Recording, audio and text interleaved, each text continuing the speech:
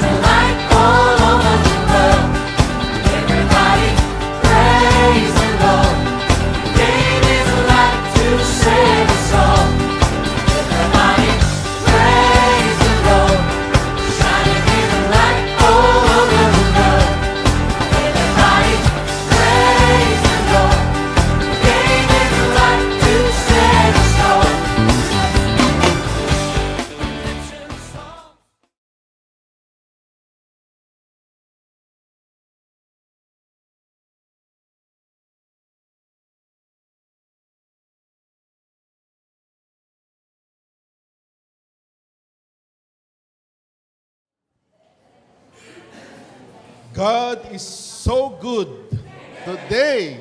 Amen. Hallelujah. Wow. What an amazing worship song. I am already blessed. Are you blessed today? The more you will bless when you hear the word of the Lord, prepared by the Lord for today. Amen. So mag-ready po tayo para tayo po ay mag-enjoy. Relax lang po tayo para po hindi po tayo antokin. Kasi may magandang i-prepare ang Lord na mensahe sa ating ngayon sa araw na ito. At kung lahat po tayo ay mga may Biblia, gusto ko pong anyanyahan po kayo.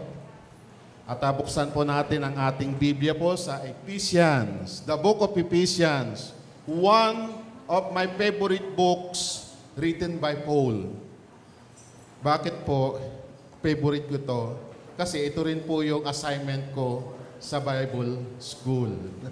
Kaya naman po, very familiar na po ako sa books na ito. From chapter 1 hanggang chapter 6. Kabisado ko na po ito dahil halos araw-araw minimeditate ko. At nakita kong paano ang goodness ng Lord nag-work sa akin at alam ko mag-work din sa inyo ngayon sa araw na ito. Because this chapter na pag-usapan natin is about the church. And who is the church? And what is the purpose of the church? But before that, basahin muna natin ang verse by verse hanggang 1 to 16. So, are you with me? Okay, open your Bible in the book of Ephesians chapter 4, verse 1 to 16. Para mas maliwanag na walang salamin. Ayan. Thank you, Lord, for the vision. Okay. Are you there? Okay, verse 1. I therefore, the prisoner of the Lord, I urge you to walk in a manner worthy of your calling, to which you have been called, with all humility and gentleness, with patience, bearing with one another in love, eager to maintain the unity of the Spirit in the bond of peace. Chapter 4. There is one body and one Spirit, just as you were called, to the one hope that belongs to your call. Next page. Chapter 5. One Lord, one faith, one baptism, one God and Father of all, who is over all and through all and in all. But grace was given to each one of us according to the measure of Christ's gifts. Therefore, it says, when he ascended on high, he led a host of captive, and he gave gifts to men. And he's saying, he ascended. What does it mean? But that he had also descended into the lower region, the earth. chapter 10, He who descended is the one who also ascended far above all the heavens, that He might fill all things. Verse 11, and He gave the apostles, the prophets, the evangelists, the pastor or shepherds, and teachers, to equip the saints for the work of ministry, for building up the body of Christ, until we all attain to the unity of the faith and of the knowledge of the Son of God, to mature manhood, to the measure of the stature of the fullness of Christ. Next page. So that we may no longer be children, tossed to and fro by the waves and carried about by every wings of doctrine, by human cunning, by craftiness and deceitful scheme, but rather speaking the truth in love, we are to grow up in every way into Him who is the head, into Christ, from whom the whole body joined and held together by every joint with which it is equipped, when each part is working properly, make the body grow so that it builds itself in love. Let us pray. Our Heavenly Father, once again, we are thankful and grateful for this wonderful day you have given us today. This is the day, Lord God, that your church will unite, that your church will worship you and glorify your name.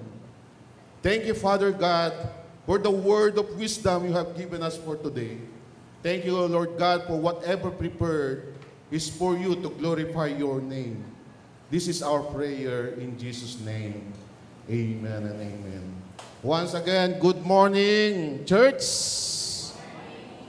So, it's quite a long time again na di po tayo nag-share, but thank the Lord.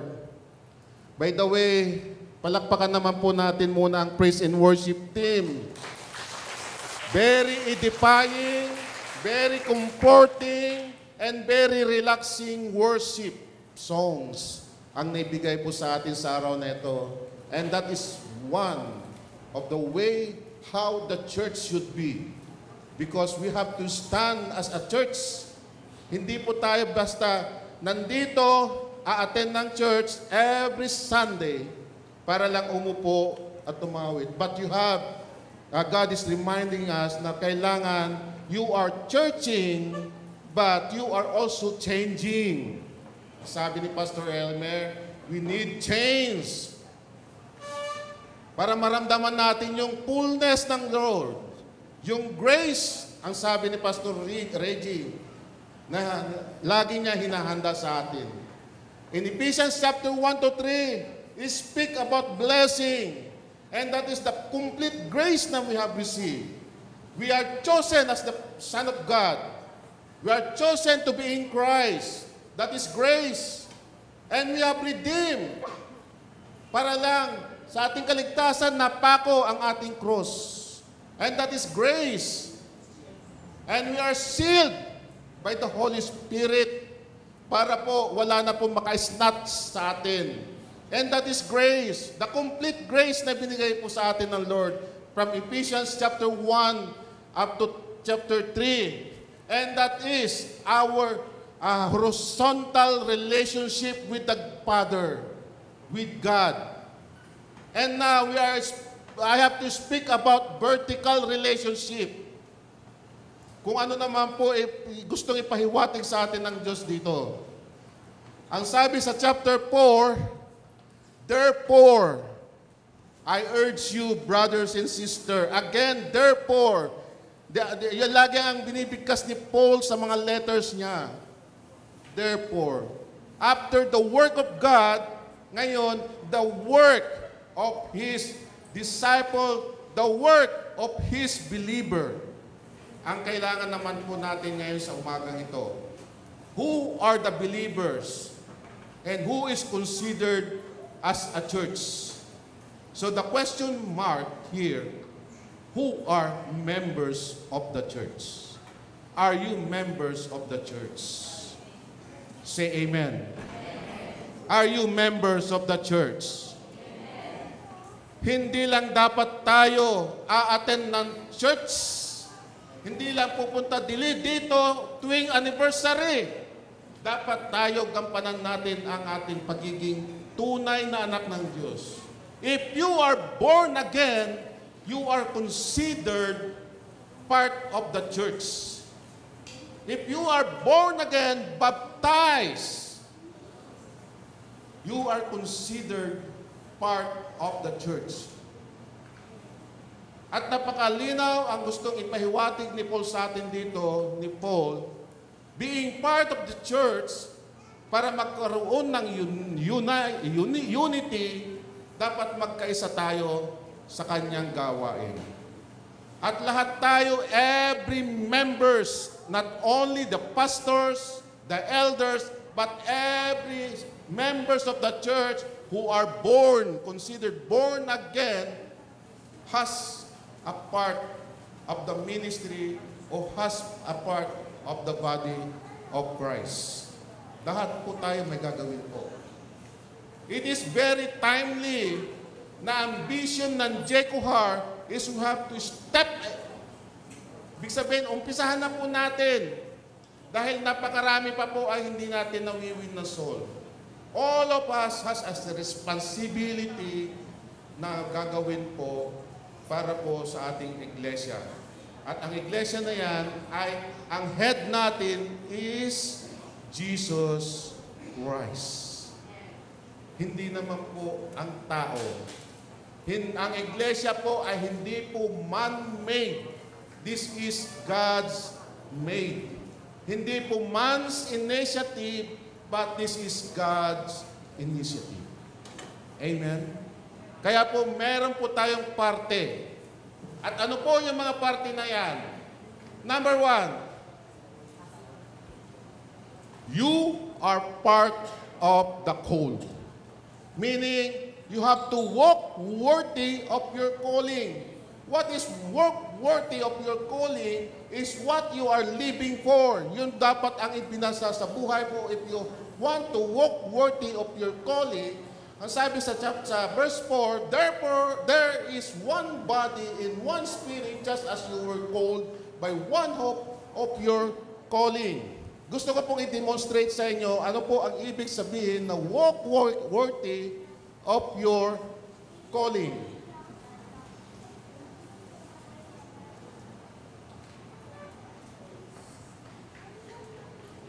Becoming a Jecohar member, one step is, of course, yung baptism is one. Para maging member ka ng isang church, you have to be baptized. You must have the willingness to fulfill or embrace or promote whatever vision and mission and the core values of Jecohar. And this is also to remind you that once you have received Christ as your personal Savior and Lord, you have already a gifts. And that gifts, there are two kinds of gifts na natin pwede kong sabihin sa inyo. One is spiritual gifts and one is natural gifts. Natural gifts, that is your talent. That is your talent. If your talent is working in the instrument or singing. But spiritual gifts is once you are member of Christ's body or member of the church, meron kang responsibilidad to join in any ministry of the church. Gaya po ng mga intercessor natin, that is one spiritual gifts. Gaya po ng mga pastor natin, that is one spiritual gifts. That is not talent. That is spiritual gifts na pinagkaloob po sa atin ng Panginoon. One of us has one or two gifts na binigay po sa atin ng Panginoon. Get involved.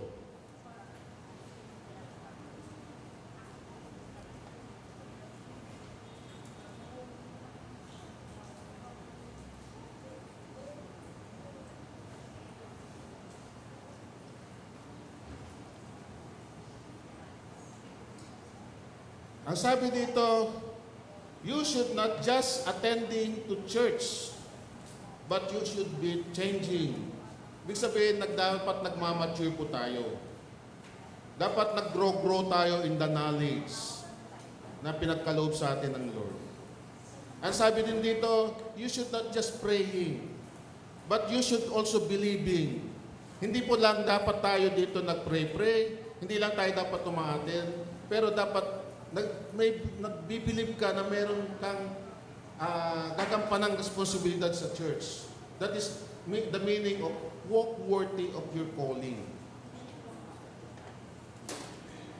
Kasi pag sinabi natin walk worthy of your calling, that is the mystery ng isang mananampalataya na hindi nakikita ng iba, na yung ikaw ay nagkukusa na, ikaw ay yung gumagawa na ng yung more than what you will become resilient. Kasi mahirap sa Tagalog, mas may experience. Nagiging mas ano ka sa pamumuhay mo na gumagawa ka ng beyond sa mga na-expect mo. Dahil gusto kong mag-commit. Hindi dapat yung, ang isang Kristiyano hindi na dapat yung bina-Bible study pa. Dapat po siya sa pumupunta sa simbahan.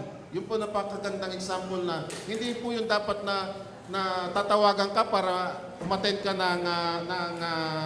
mag-join ka sa praise team. Hindi na dapat gano'n. Kung alam mo ikaw naman ay may boses, kung ikaw naman ay may bubuga, na gaya ko, may binubuga, dapat nagkukusa ka kumanta. Kasi sayang yung ano na yan eh.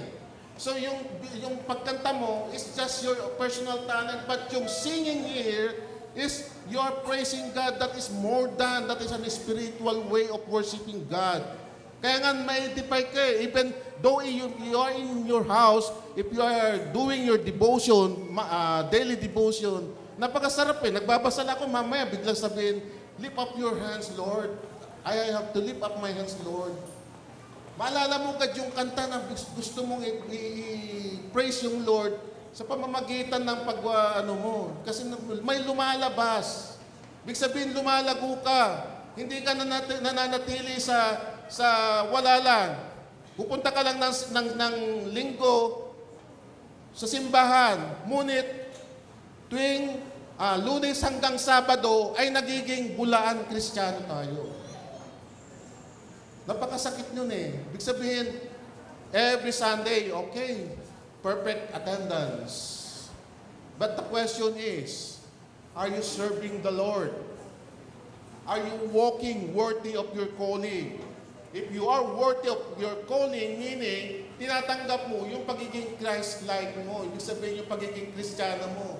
Kasi you are living with it. Walking is a picture of everyday life. Walking, napaka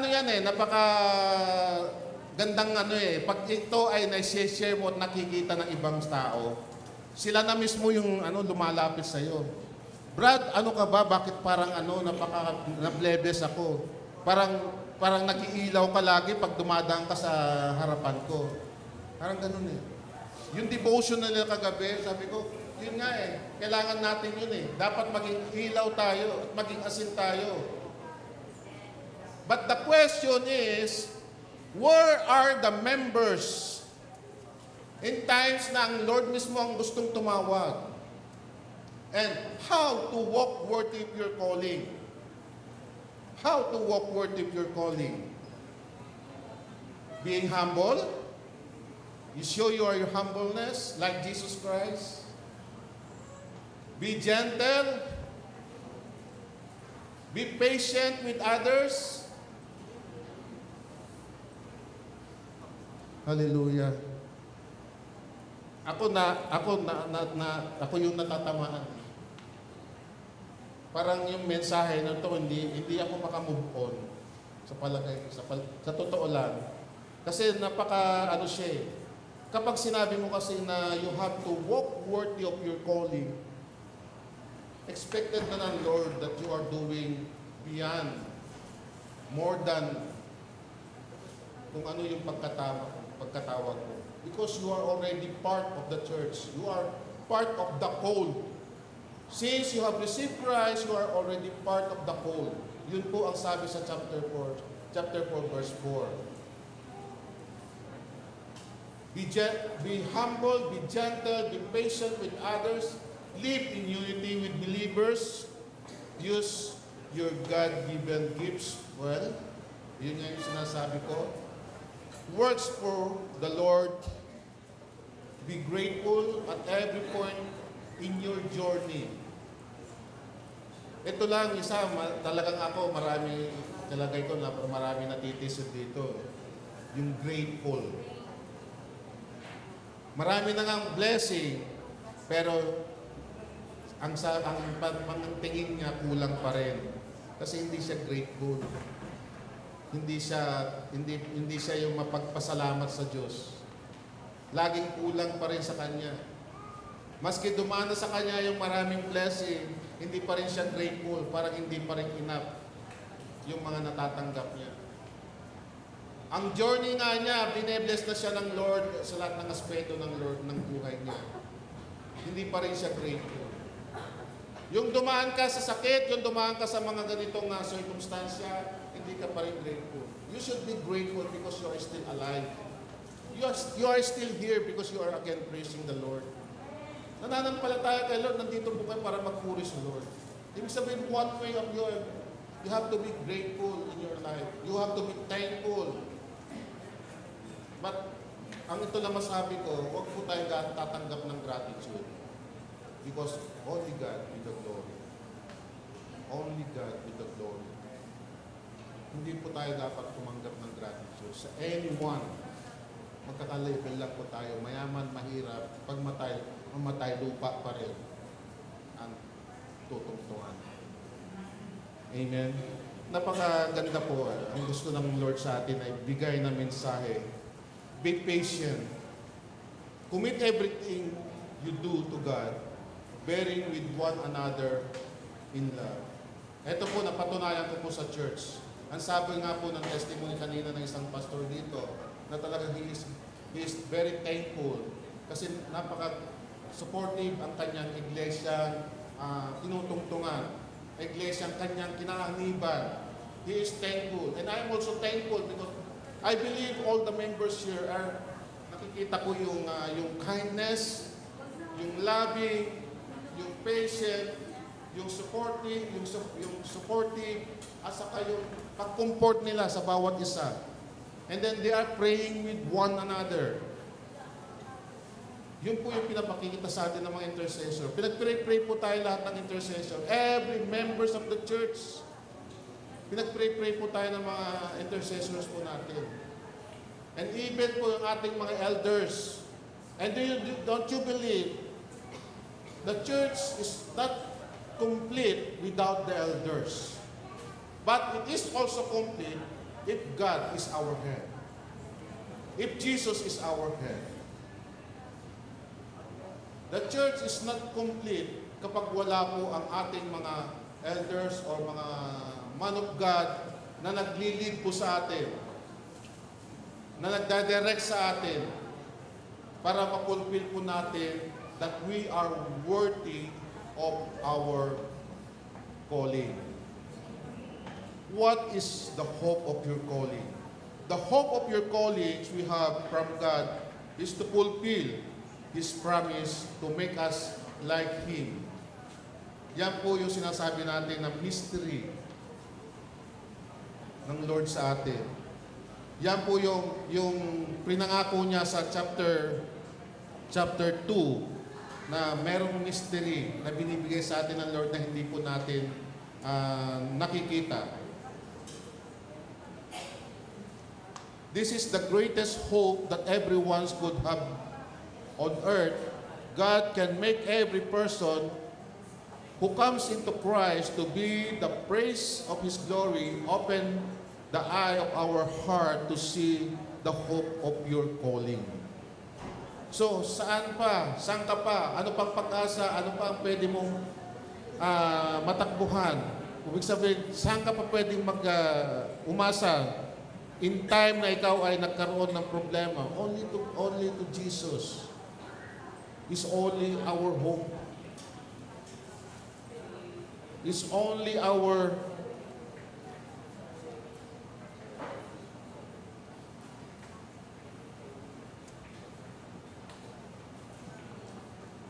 Alam niyo, naalala ko to si Joseph. Para ma-win niya yung heart ni Paro, di ba? Kung you remember Joseph sa Genesis chapter 37, na-win niya yung heart ng Paro. At ano ang binigay na, ang pinagkaloob sa kanya ng heart ni Paro? He is the second in command. Ganun po dapat tayo. Kailangan natin ma-win ang heart ng Lord. Kasi yung hope natin ay nasa Kanya lang. Nakaangkla tayo sa Kanya. Ang Jehoshaphat dapat nakaangkla sa Diyos.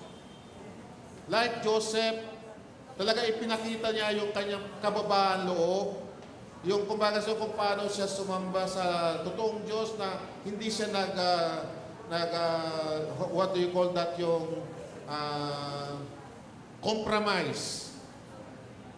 At nakita ni Paro yun kung how Joseph obeyed God, and Paro made Joseph second in command. So ganun po tayo gustong i-bless ng Lord. Ganun din po dapat tayo because we are walking worthy of our calling. Part ka na ng simbahan. Ang simbahan ay hindi po establishment, hindi po building. Ikaw mismo ang simbahan. You are the church. It's not the building itself, but we are the body of Christ, the church. Amen. Yung po yung gustong i-ano sa atin ni Paul.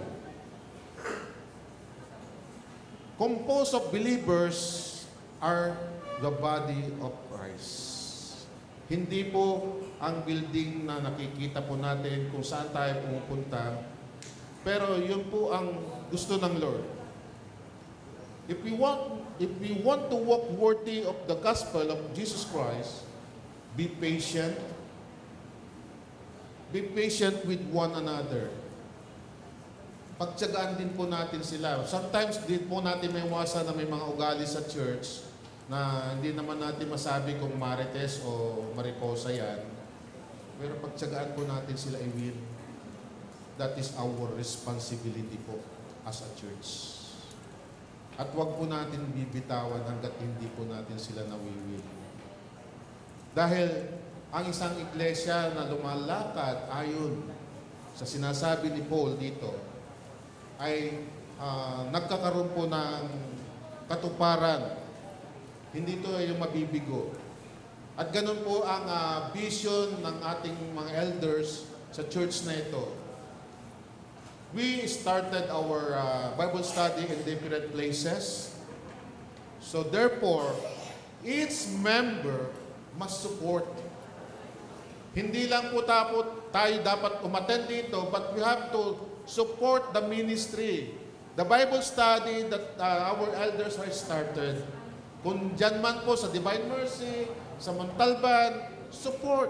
Kung hindi man tayo personally makapunta, sabi dito, give. Kung ano yung pwede namin may bigay. Ano lang naman po yung isang supot na tinapay para makatulong.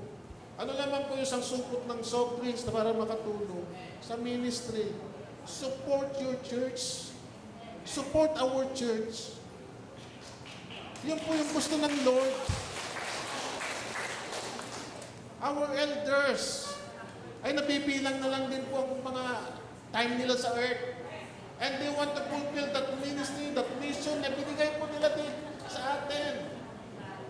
Pass that baton.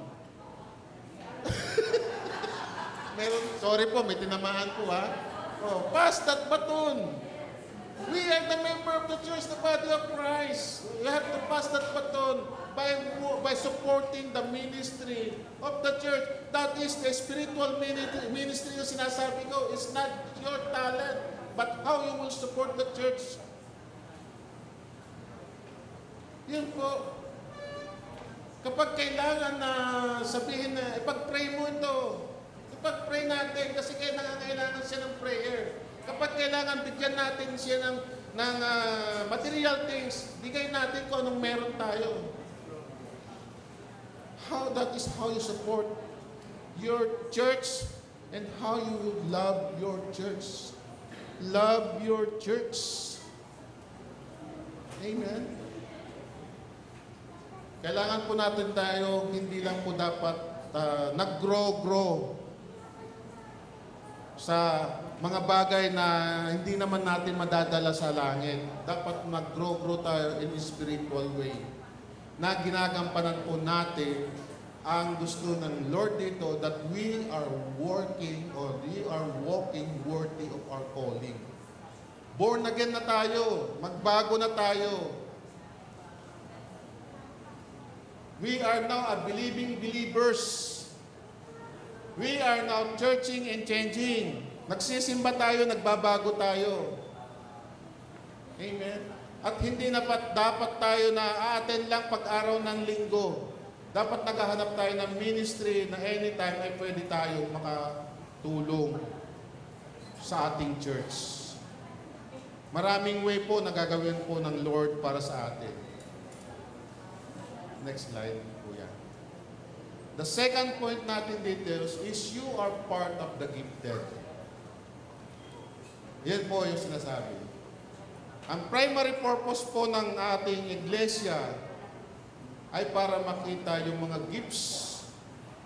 And He Himself gives some to the apostles, some prophets, some evangelists, and some pastors and teachers for the equipping of the saints, for the work of ministry, for edifying the body of Christ. Amen. Ibig sabihin, ang sabi ni Peter dito, next slide mo nga Kuya.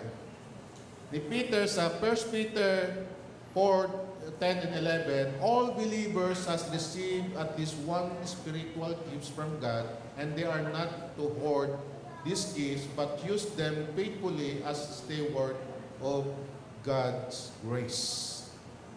Steward of God's grace. God give us a special gifts and talents so we can live fully for Him.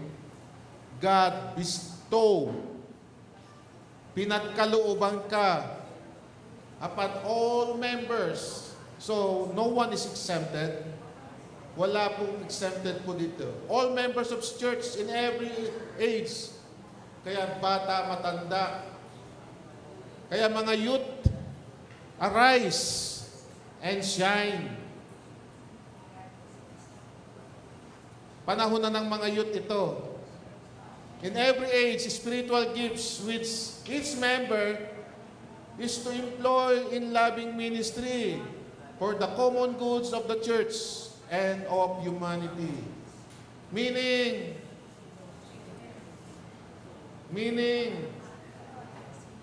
tumayo ka, mag-volunteer ka, kung saan ka. Kung ikaw ay youth pastor, pwede ka mag-youth pastor. Kung ikaw ay maging teacher ng mga batang maliliit, ibigay mo, kunin mo yung mga ministry na yan.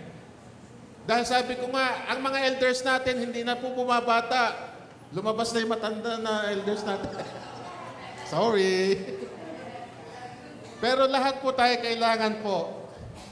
Every members of the church ay kailangan po na gumawa for the common good of the church and of sa community natin, sa paligid po natin. Humanity, meaning, dapat hindi lang po sa loob ng iglesia, pero gumagawa rin tayo outside of the church. Given by the agency of the Holy Spirit, who apportion of each member as He will.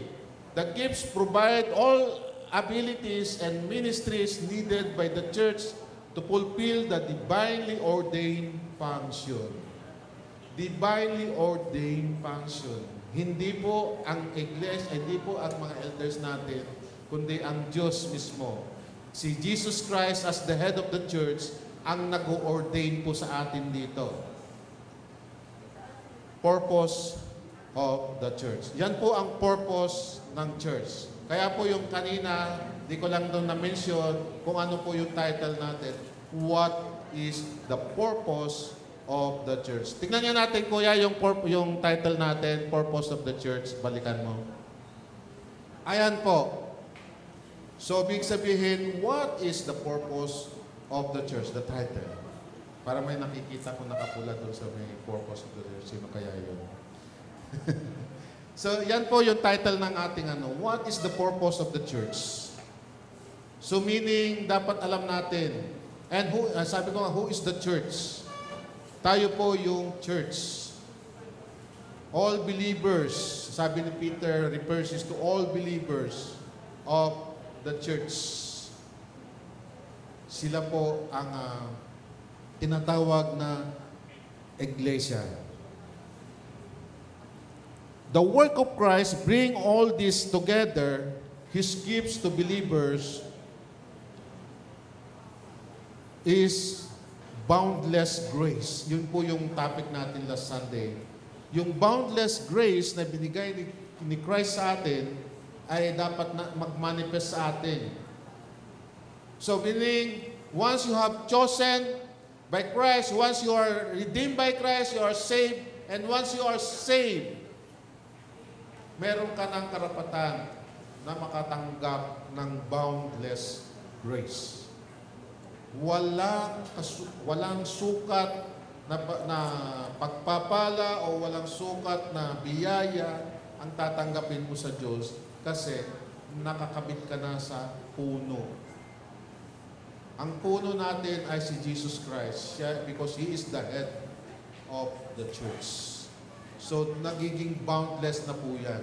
All blessings will be provided by God, by you, as long that you have to obey His commandment, as long that you fulfill your responsibility being a Christian, and as long that you are doing the will of God.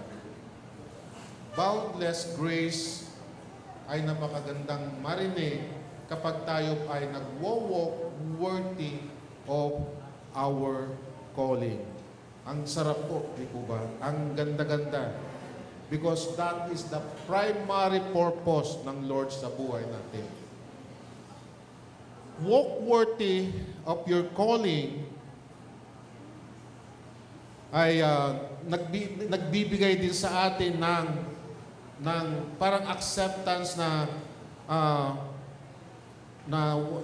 nung tinanggap mo si Jesus Christ ay para bang iba yung buhay na lalakaran mo. Makikita na you are part of the called, and then sabihin mo you are part of the gifted. So, doon pa lang, may imagine mo kung how God and how Jesus Christ is moving towards your life. Because gusto na ipakita ng Lord dito kung ano talaga yung purpose mo sa church. Gusto magmanifest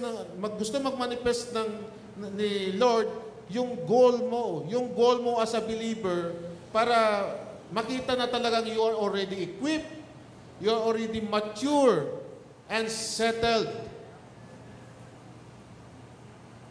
Because Jesus Christ as the head of the church and as body of the church, makita natin na talagang, di ba, alam naman natin ang head natin yun nagdedirect kung ano saan tayo.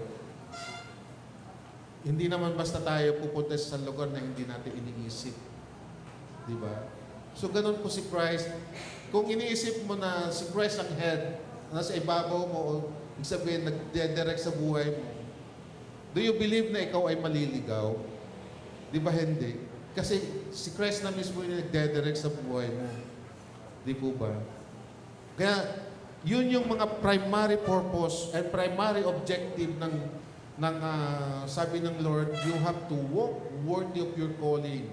At gusto ipabot sa atin ni Peter and ni Paul. Dahil nung sinabi niya, therefore, after God works, after God moves in our life, and after God carrying all our burdens, nakita natin no, we are already worthy of our calling.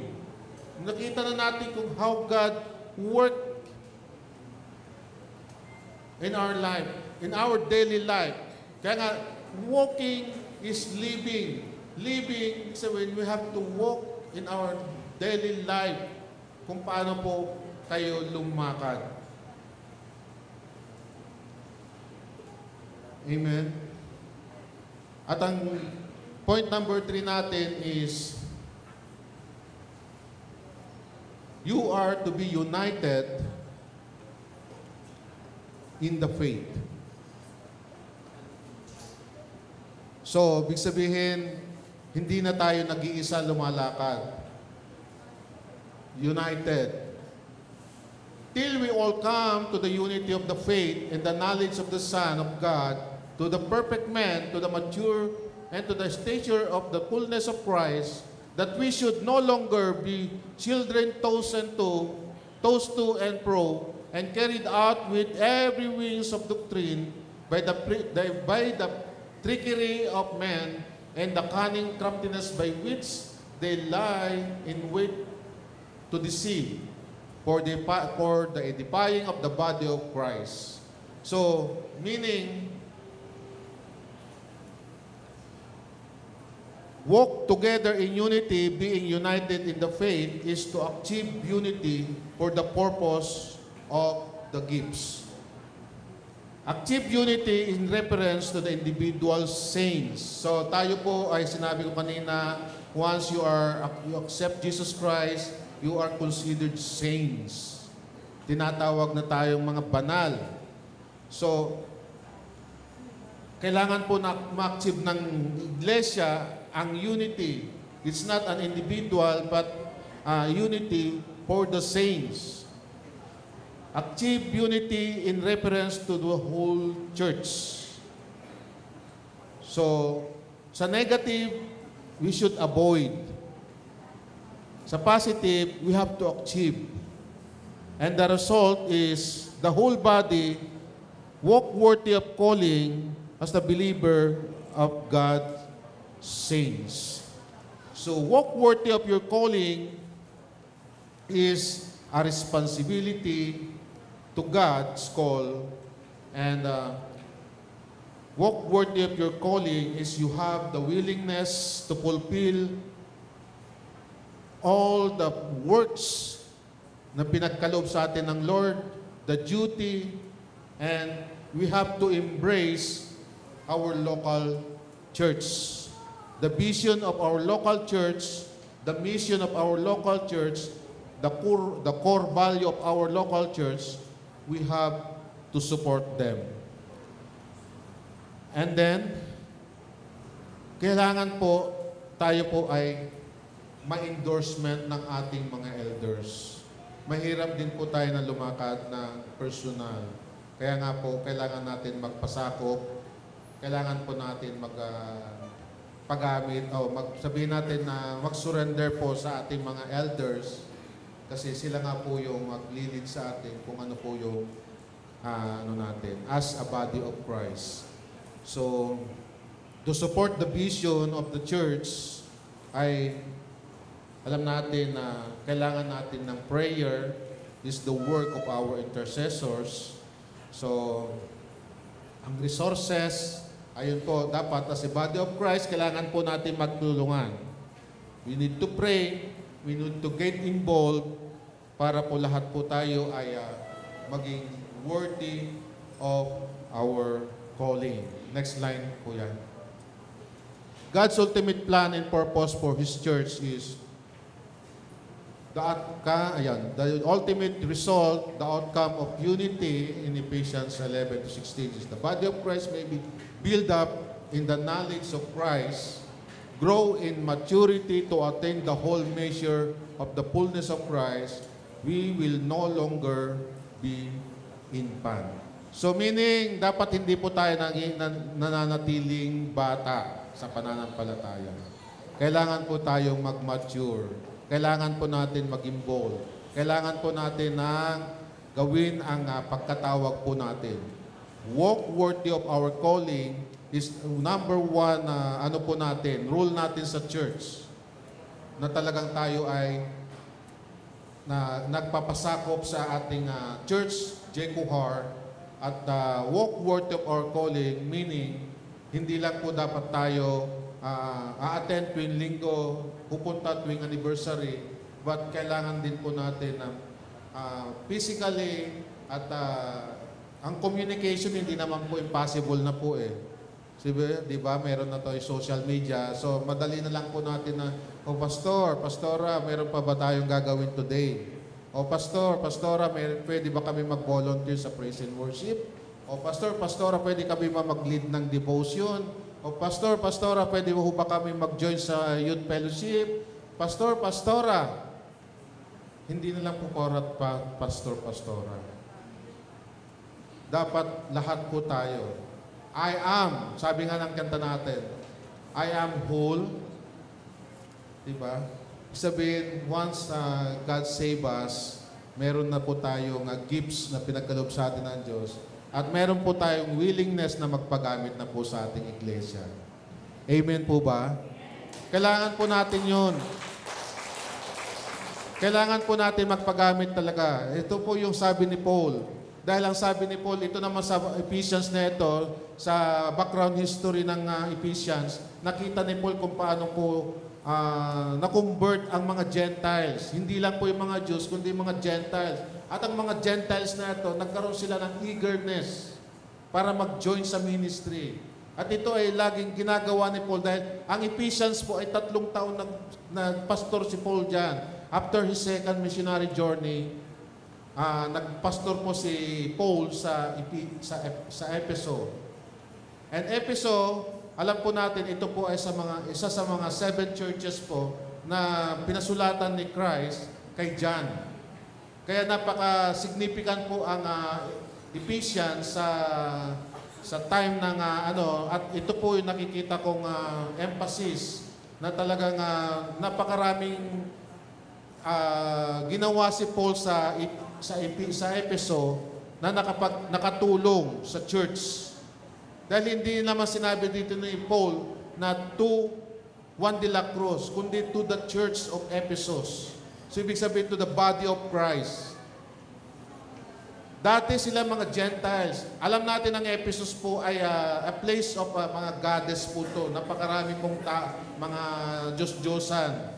Pero na-convert po sila.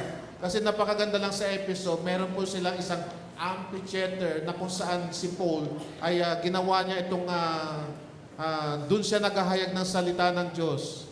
At nakita ng mga Gentiles na ito at nireceive nila si Christ. And their eagerness na mag-serve sa Lord, kaya binigyan sila, sinulatan sila ni Paul. Alam nyo, kakaiba rin po ang letter ni Paul to. Pag sinabi natin sa letter of Ephesians, hindi mo talaga makikita yung letter ng Ephesians doon. Kasi personalized po ang ginawa ni Paul na letter sa mga taga-Ephesians. And he loved Ephesus dahil nag-serve siya doon. Before na siya ay nakulong muli sa third missionary journey niya, talagang balik-balik siya sa Ephesus kasi gusto niya talagang ang church na ito ma-establish sa Ephesus. At sa lugar naman natin, siguro sa time natin ngayon, hindi na rin imposible na magawa natin bawat isa bilang isang mananampalataya. Hindi na rin tayo siguro mahirap na mag-gather ng mga non-believer para ma-win natin ng sila for Christ. As body of Christ, kailangan po tayong magtulong-tulong. Kaya ang ating elders, nagde-designate siya ng bawat area ng mga area leaders, not pastors. Ibig sabihin, not only pastor, but area leaders para po i-win ang mga souls sa area na yan. And that is the time that we have to get involved sa panahon na ito. That now, ipakita natin that we are worthy of our calling. Amen? So napakaganda po na samantalahin po natin yung pagkakataon habang tayo po ay malalakas pa. Samantalahin natin yung pagkakataon na hindi po tayo nagiging matanda na at tatay na ang dating. Lolang lola na ang dating. Di po ba? Hindi, ano naman to eh. Gusto ko lang naman na magpakatotoo tayo. Basahin niyo po ang Ephesians.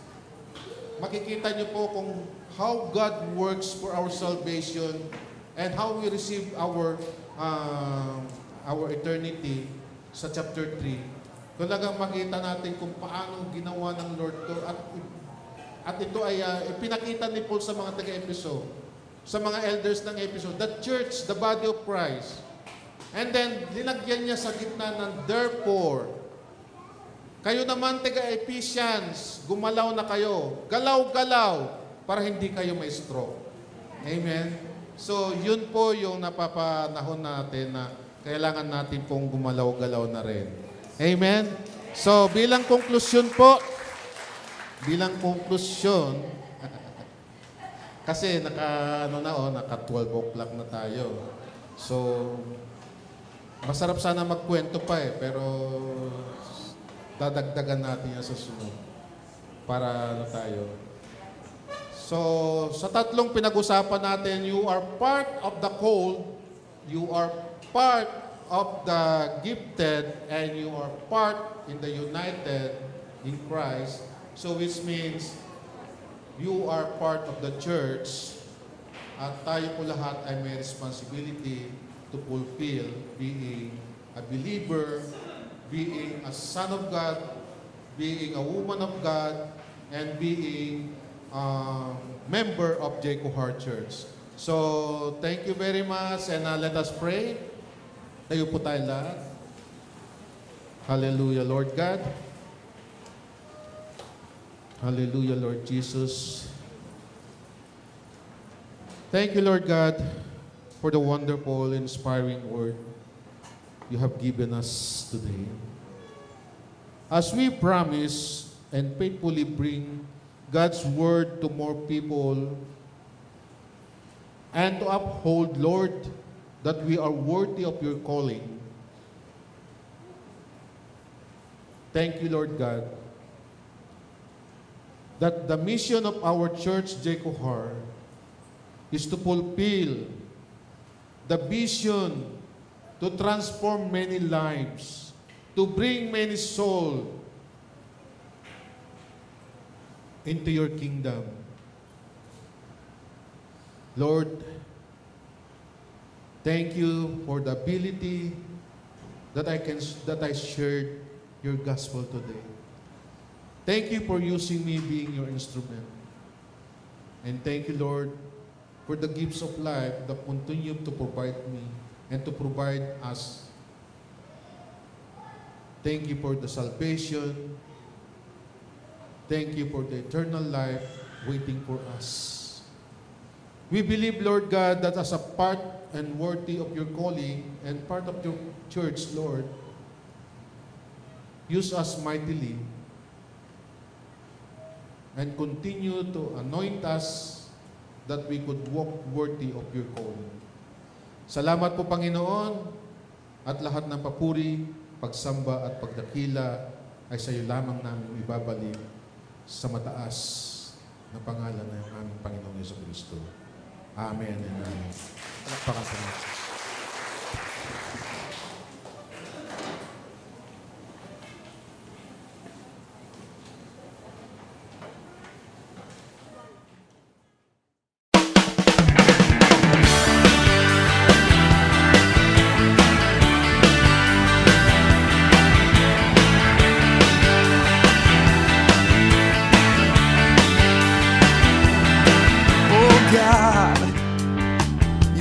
So good to me. You came and found the motherless orphan and you brought me right into your family. Oh yeah. Oh God, you've been so good to me. You threw away my past and you never count my sins against me. No, thank you, Lord. You got me dancing, and now I'm shouting. You got me leaping, and now I'm spinning hallelujah. Oh, you're so good to me. You're so good to me. So good to me. Oh God, you've been so good to me. And every day I wake up, I breathe another breath of your mercy. Oh God, you've been so good to me. And my delight is in you, 'cause I know that your hand is upon me. Oh, you got me dancing, and now I'm shouting.